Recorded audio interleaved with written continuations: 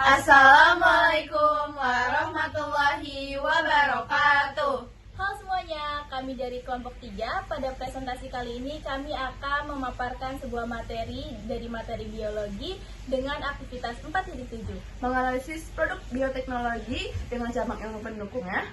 Di sini kami membuatnya dalam bentuk tabel dan juga pohon bioteknologi. Sementara produk yang kami buat berupa produk bioteknologi konvensional yaitu tapai dan yogurt. Selamat menyaksikan. Untuk topik yang pertama, kita akan membahas proses pembuatan yogurt. Yang pertama, masukkan susu dalam keadaan hangat ke dalam sebuah wadah tertutup.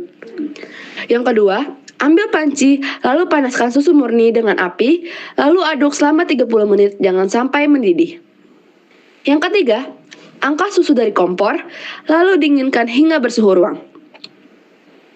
Yang keempat, masukkan bibit yogurt yang sudah mengandung bakteri Lactobacillus bulgaricus yang masih hidup, lalu aduk dengan spatula steril. Yang kelima, masukkan susu yang sudah diberi bibit yogurt ke dalam wadah yang tertutup. Lalu tutup rapat dengan serbet dan diamkan selama 20-24 jam. Yang keenam, tunggu 24 jam untuk proses fermentasi hingga warna kuning di atas permukaan susu. Yang ketujuh, bila susu menjadi kental dan terasa asam, aduk lagi sampai tercampur rata dan yogurt siap dinikmati. Selanjutnya yaitu ada proses pembuatan tapai. Pertama, singkong dikupas dan dipotong, lalu kemudian dicuci hingga bersih. Kedua, singkong yang telah dicuci ini nantinya akan direbus atau dikukus supaya setelah menjadi tapai tidak lembab dan mudah berair. Ketiga, setelah matang, singkong diangkat dan didinginkan. Lalu hancurkan ragi sampai halus, kemudian taburkan pada singkong untuk mengubah karbohidrat menjadi gula.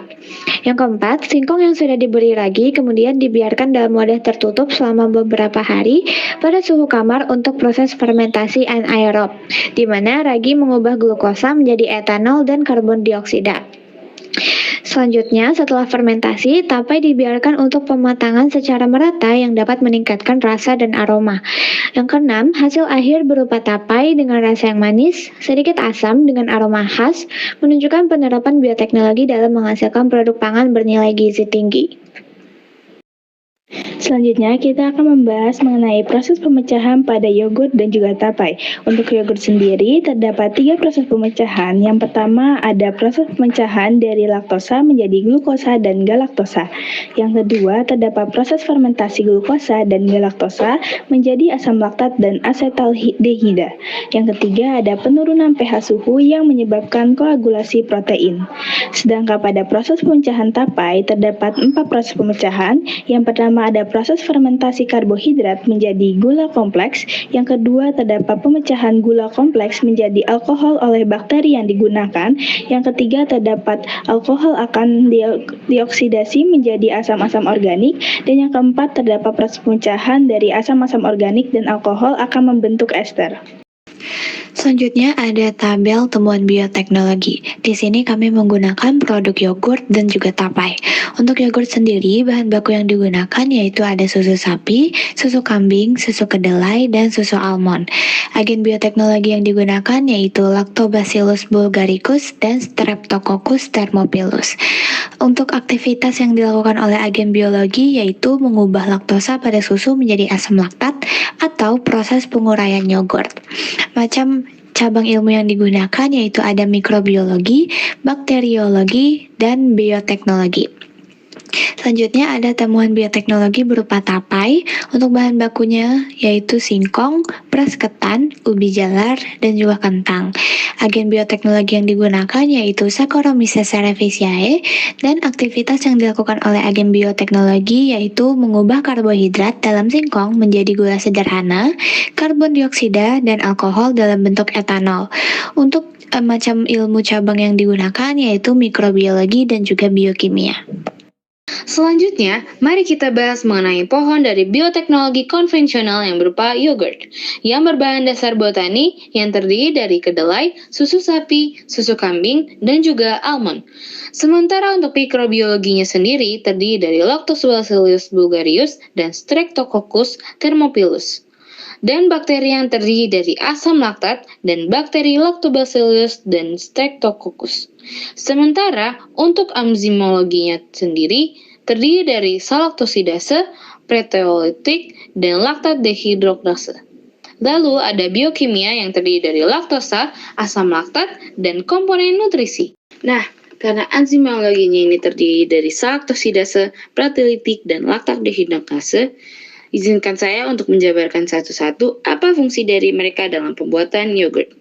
Pertama, pastinya salaktosidase, di mana salaktosidase sendiri dapat membantu mengurangi kadar laktosa dalam yogurt sehingga membuat lebih mudah dicerna oleh orang-orang yang memiliki intoleransi laktosa. Yang kedua adalah proteolitik, di mana proteolitik ini fungsinya adalah menghidrolisis protein susu menjadi peptida dan asam amino, sehingga membuat pencernaan dan meningkatkan nilai nutrisi pada yogurt. Dan laktat dehidrogenase sendiri berfungsi sebagai mengubah laktat menjadi pirufat, sehingga memfasilitasi proses fermentasi dan produksi asam laktat.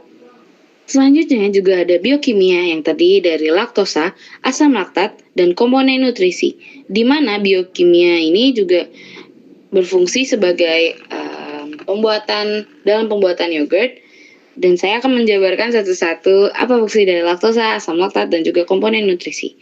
Pertama-tama yaitu laktosa, di mana laktosa sendiri berfungsi sebagai menjadi sumber energi pada bakteri asam laktat dan memfasilitasi proses fermentasi.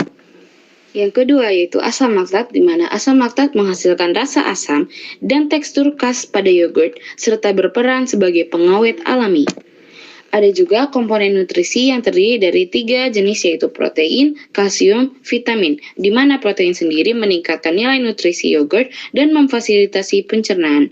Sementara untuk kalsium sendiri yaitu meningkatkan nilai nutrisi yogurt dan memfasilitasi kesehatan tulang. Dan vitamin meningkatkan nilai nutrisi yogurt dan memfasilitasi kesehatan tubuh. Lalu mari kita bahas mengenai pohon dari bioteknologi konvensional yang berupa tapai, yang berbahan dasar botani yang terdiri dari singkong, ubi, kentang, beras ketan, sementara untuk mikrobiologinya sendiri terdiri dari Saccharomyces cerevisiae, dan biokimianya sendiri terdiri dari asam laktat, komposisi nutrisi, senyawa bioaktif, serta enzimologi yang terdiri dari laktase, protasase, inversase, amilase, dehidrogenase.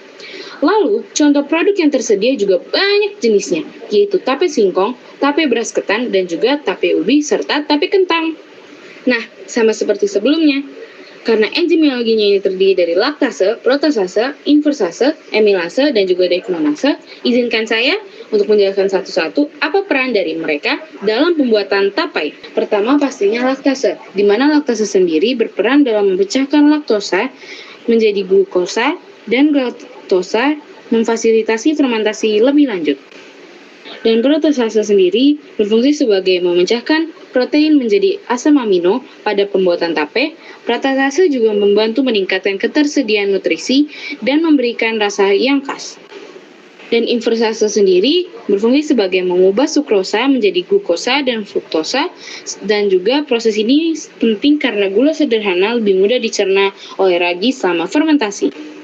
Nah, amilase sendiri juga adalah enzim yang bertanggung jawab untuk memecahkan pati atau karbohidrat kompleks menjadi gula sederhana seperti glukosa. Pada tahap awal pembuatan tape, amilase membantu mengkonversasi pati dalam beras ketan atau singkong menjadi gula yang kemudian dapat difermentasi oleh ragi. Yang terakhir pastinya dehidrogenase. Enzim ini penting dalam proses fermentasi alkohol yang mengubah gula menjadi etanol atau alkohol dan karbon dioksida.